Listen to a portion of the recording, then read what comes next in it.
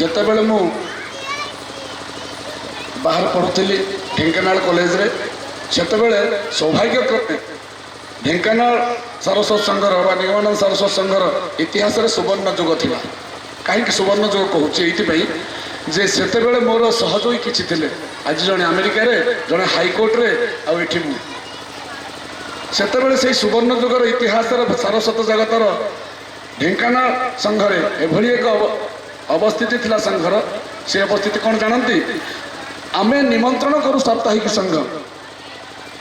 ଯେ ସାପ୍ତାହିକ ସଂଘ ନିମନ୍ତ୍ରଣ କରନ୍ତି ତାଙ୍କ ହାତରେ ପୁଷ୍ପମାଲ୍ୟ ଏବଂ ଭୋଗ, ସେଦିନର ସେବା ଇତ୍ୟାଦି ଇତ୍ୟାଦି ଥାଏ। କିନ୍ତୁ ସେ ସଂଘରେ ସେ କଥା ନଥିଲା ଯେ ନିମନ୍ତ୍ରଣ କରନ୍ତୁ ନା କାହିଁକି।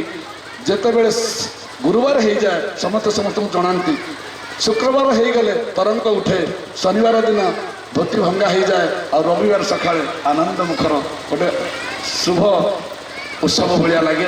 ଆମେ ସମସ୍ତେ ସେ ସଂଘ ସ୍ଥାନରେ ପହଞ୍ଚିଲା ବେଳକୁ କ'ଣ ହୁଏ ଜାଣନ୍ତି? ପ୍ରତ୍ୟେକ ହାତରେ ଗୋଟିଏ ଗୋଟିଏ